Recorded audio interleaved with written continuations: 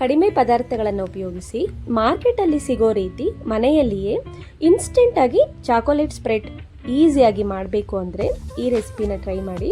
ಇದನ್ನು ನೀವು ಸ್ಟೋರ್ ಸಹ ಮಾಡ್ಬೋದು. ಹಾಗಾದರೆ ನೋಡೋಣ ಬನ್ನಿ ಹೇಗೆ ಮಾಡೋದು ಅಂತ. ಮೊದಲಿಗೆ ಒಂದು ಪ್ಯಾನಲ್ಲಿ ಬಾದಾಮಿ ಗೋಡಂಬಿ ಹಾಕಿ ಫ್ರೈ ಮಾಡಿಕೊಂಡು ಒಂದು ತಟ್ಟೆಗೆ ಆರೋದಕ್ಕೆ ಬಿಡಬೇಕು. ಒಂದು ಮಿಕ್ಸಿ ಜಾರಿಗೆ ಸಕ್ಕರೆ ಕೋಕೋ ಪೌಡರ್ ಹಾಕಿ ಪುಡಿ ಮಾಡಿ ಎತ್ತಿಟ್ಕೊಳ್ಳಿ. ಈಗ ಅದೇ ಮಿಕ್ಸಿ ಜಾರಿಗೆ ತಣ್ಣಗಾದ ನಟ್ಸ್ನ ಹಾಕಿ ಮೊದಲು ಪುಡಿ ಮಾಡಿಕೊಂಡು ನಂತರ ಮತ್ತೆ ರುಬ್ಕೊಳ್ಬೇಕು. ಈಗ ಈ ರೀತಿ ಆಗುತ್ತೆ. ಮತ್ತೆ ಇದಕ್ಕೆ ಮೆಲ್ಟೆಡ್ ಬಟರ್, ವೆನಿಲಾ ಎಸೆನ್ಸ್, ಮಾಡಿರುವಂತಹ ಶುಗರ್ ಕೋಕೋ ಪೌಡರ್ನ ಹಾಕಿ ಚಿಟಿಕೆ ಉಪ್ಪನ್ನು ಸೇರಿಸ್ಕೊಂಡು ರುಬ್ಕೊಂಡು ಮತ್ತೆ ಹನಿನ ಹಾಕಿ ರುಬ್ಕೊಳ್ಬೇಕು. ಮಿಕ್ಸಿನ ಆನ್ ಆ್ಯಂಡ್ ಆಫ್ ಮಾಡಿ ರುಬ್ಕೊಳ್ಳಿ.